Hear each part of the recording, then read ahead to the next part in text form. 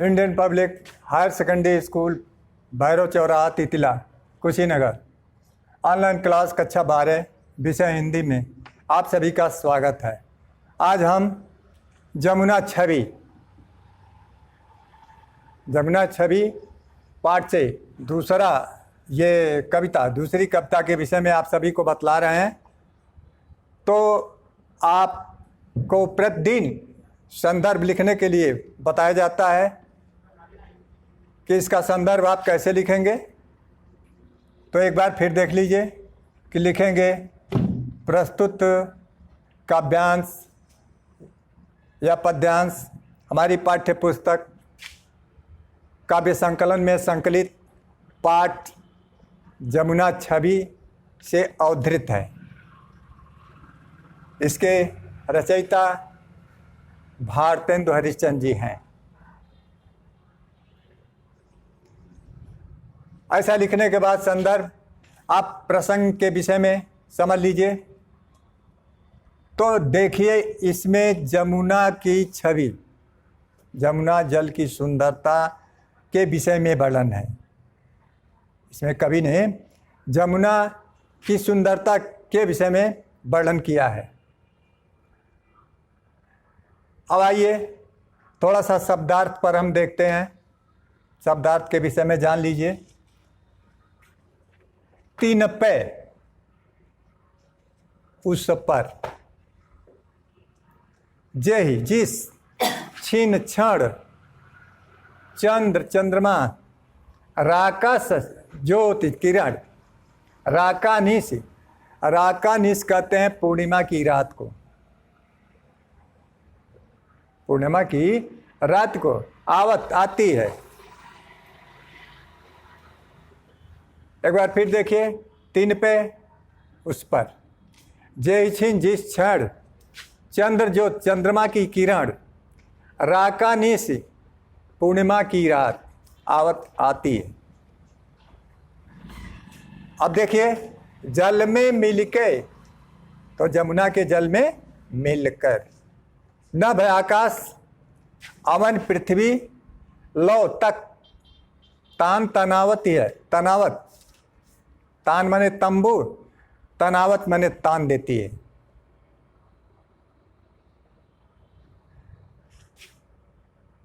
अब फिर एक बार देख लीजिए, अवन, अवन माने पृथ्वी, तान माने तंबू, तनावत माने तान देती है। आगे देखिए, होत मुकुर में, हो जाता है मुकुर में। मुकुर कहते हैं शीशे को, दर्पण को। तो शीशे की तरह, सबे सब, तबे तब, उज्ज्वल माने सफेद, आप जानते हैं, इकोभा एक आभा। अब यहां देखिए, तन का मतलब आप जानते भी हैं, मन का मतलब जानते हैं, नयन का मतलब आंख है, जुड़ात माने शीतलता, ठंडा, और शोभा का मतलब सुंदरता को आप जानते ही हैं। फिर आगे आइए, सो माने वह, को कौन, कवि, छवि सुंदरता, कई माने सके माने सकता है, ता क्षण उस क्षण की, जमुना नीर जल की। अब आइए, फिर देता है मिली अवन और अंबर। अवन माने अभी अभी आपको बताए कि पृथ्वी और अंबर आकाश एक सी एक तरह, एक समान। छब माने सुंदरता, नभ तीर, नभ तीर, आकाश और जमुना का किनारा। अब आइए, इसकी व्याख्या हम करते हैं। तो ध्यान दीजिए, यहाँ पे भारतेंदु हरिश्चंद्र जी कहते हैं कि पूर्णिमा की रात पे जब चंद्रमा की ज्योति जिस क्षण जमुना जल पर पड़ती है, तो चंद्रमा की किरण मिल करके, जल में मिलके, तो चंद्रमा की किरण जमुना जल में मिलकर नभ यवन आकाश और पृथ्वी तक तंबू तान देती हैं।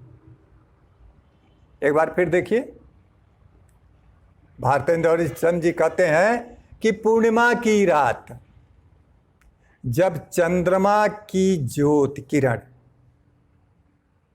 जमुना जल पर पड़ती है, जिस क्षण जमुना जल पर पड़ती है तो ये किरण, चंद्रमा की किरण यमुना जल में मिलकर आकाश और पृथ्वी तक तंबू तान देती हैं। अब आगे आइए, होत मुकुर में सवे तवे उज्ज्वल शोभा। तो चंद्रमा की किरणों और यमुना जल की सुंदरता उस समय देखने में ऐसा प्रतीत होता है कि मानो दर्पण चमक रहा है।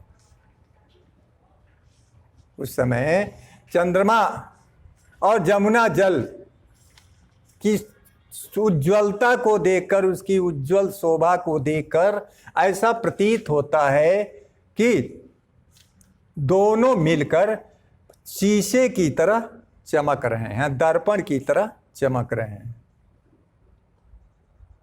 अब यहां पे देखिए अगली लाइन में भारतेंदु जी कहते हैं कि उस सुंदरता को देखकर, ध्यान दीजिएगा, तन मन नयन जुड़ात देख कर, किसको? उस सुंदरता को, यमुना जल और चंद्रमा की किरणों की सुंदरता को देखकर तन, शरीर, मन और आंख शीतलता का अनुभव करती है। अर्थात उस सुंदरता को देखकर तन, मन और आंख अत्यंत प्रसन्न हो जाता है। फिर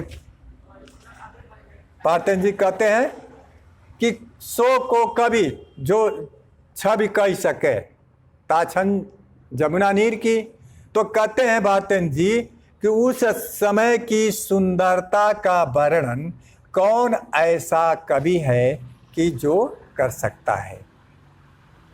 भारतेंद्र जी कहते हैं कि उस समय जमुना जल की सुंदरता का वर्णन ऐसा कौन कवि है जो कर सकता है। अर्थात कोई कवि जमुना जल की सुंदरता का वर्णन नहीं कर सकता। आगे देखिए, मिल यवन अंबर रहत छवि एक सी नभ तीर की। नभ तीर जमुना जल के किनारा और आसमान दोनों की सुंदरता मिल करके आकाश और पृथ्वी को एक जैसा बना देती है। अर्थात ऐसे कि कहिए कि जमुना जल और आकाश की सुंदरता को देखकर ऐसा मालूम होता है कि पृथ्वी और आकाश एक जैसा हो गया है। अब आइए इसके काव्य सौंदर्य को हम स्पष्ट कर दें। तो भाषा तो आप जानते हैं कि ये भाषा कौन सी भाषा है? ब्रज भाषा है। भाषा ब्रज भाषा है। अलंकार, अनुप्रास, उत्प्रेक्षा